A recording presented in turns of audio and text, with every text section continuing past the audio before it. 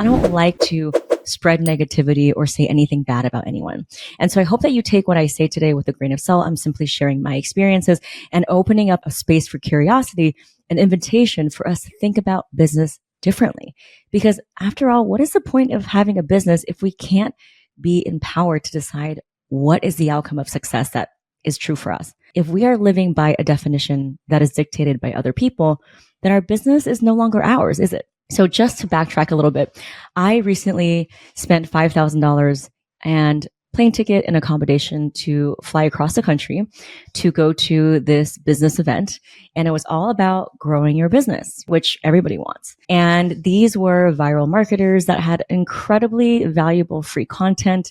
I've been following them for years, their books, their podcasts, their content. And I just really resonated with the value that they brought. So I signed up without even thinking and I went. And I wish that I had nothing but wonderful things to say. But honestly, it left a bad taste in my mouth. And the whole experience, even though I did meet some people, I felt like I was misled.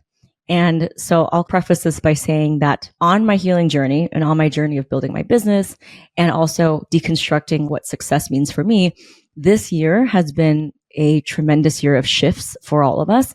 And it's asked us to really recalibrate what is true for us. And if the things that we're doing is no longer working, then what is it that we still want to do? What do we want to do to create? How do we want to innovate? And so this year being the wild, wild west of online marketing, a lot of people are finally revealing their authenticity and in turn attracting their tribe. I always say that your vibe attracts your tribe. And we're at a point in marketing where customers are more sensitive and discerning than ever.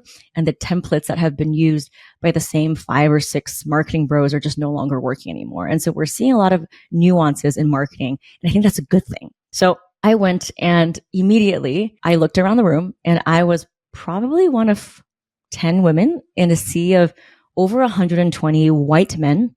And out of the 10 women, there were probably only 3 or 4 women of color. And so immediately, okay, from the diversity point of view, definitely really lacking. And everybody was an able-bodied white marketing bro around the age of 25 to 35. So it was very kind of one type of individual. And so immediately that stuck out to me. And I know for a lot of people, maybe you don't notice that. But for me, as a woman of color, as a daughter of immigrants, I do notice that because it is not something that is guaranteed that I walk into a room and I see myself reflected. Actually, I spent my whole life walking into rooms where I was the only person who looked like me or maybe had parents who didn't speak English. So that really stuck out to me.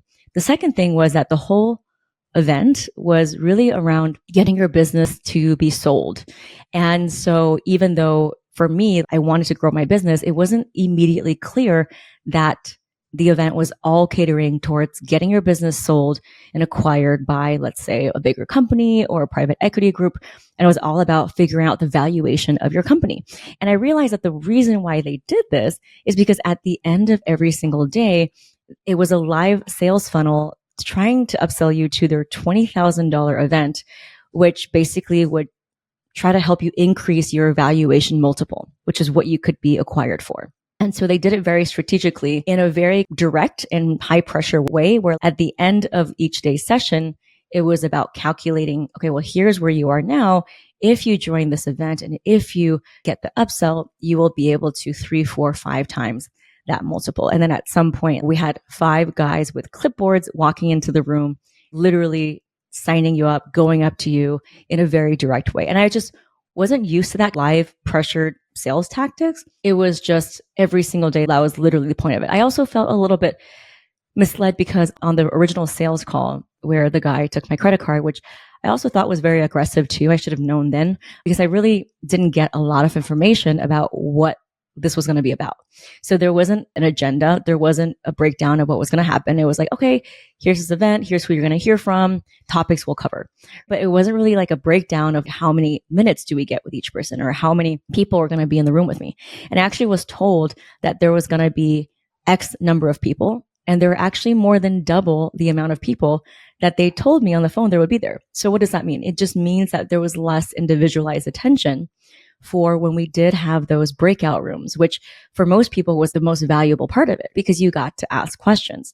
And so I felt like every time when we did have those breakout rooms, everyone was shuffling to different rooms. Everyone had maybe 90 seconds to ask a question. The answers were often 1 to 3 minutes max.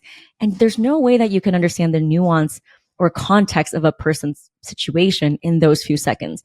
And I feel like a lot of the answers were very generic because there just wasn't enough time. And actually, there are 2 times where the same woman, and she also happened to be one of the only other women of color, actually got skipped over because they didn't have enough time. And she was the last one sitting at the edge of the table. So I just felt like it was a little bit unfair when I was told that it was going to be X number of people. It was more than that. And there was just not enough time, period.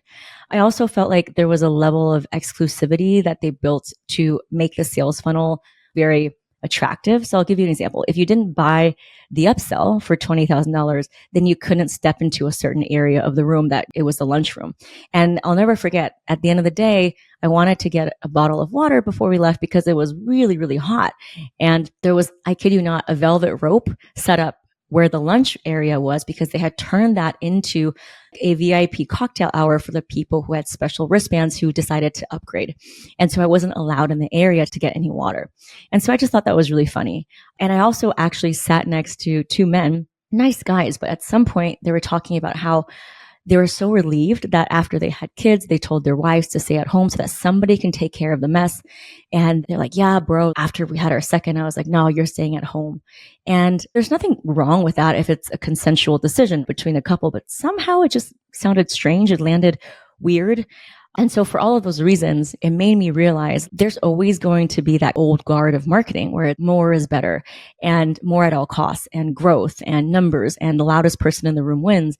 But I'm really in an era where I'm defining it differently. And I actually wrote a post about this on reflecting on my birthday, the 10 lessons.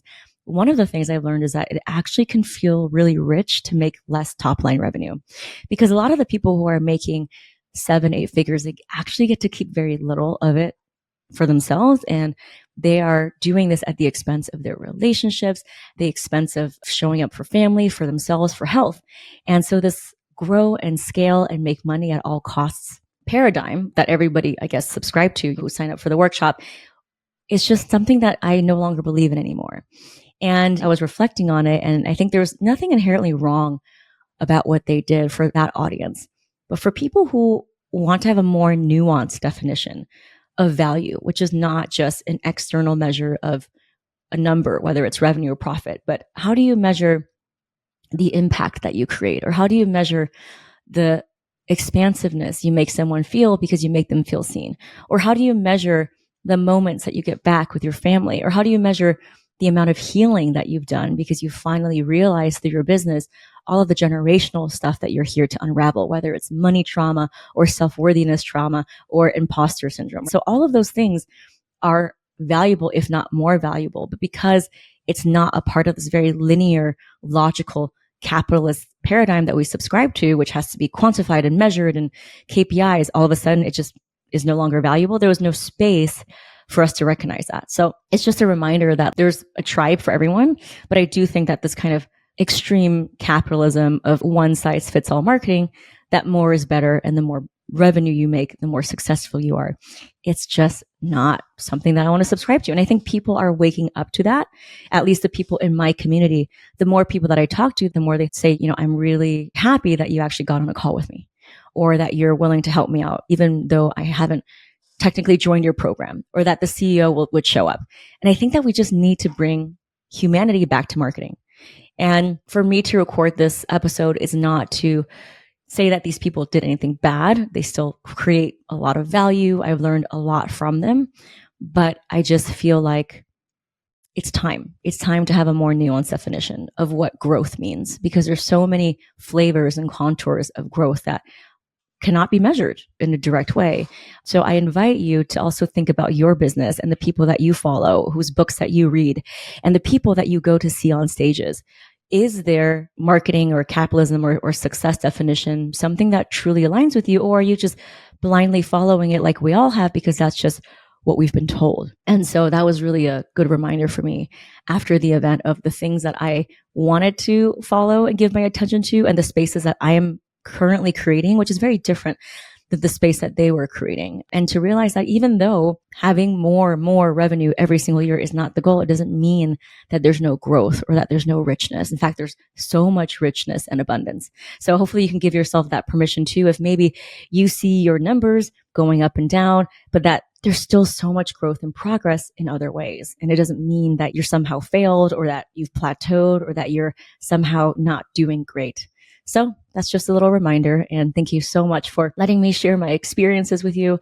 At the time of recording, we're close to the second half of the year, and I'm kind of in a reflective mood as I celebrate my birthday. And it's always a time where I look past in the last 12 months what I've learned and the person that I become and how I'm just continually evolving. So thank you for allowing me to evolve, seeing my journey and being along with it.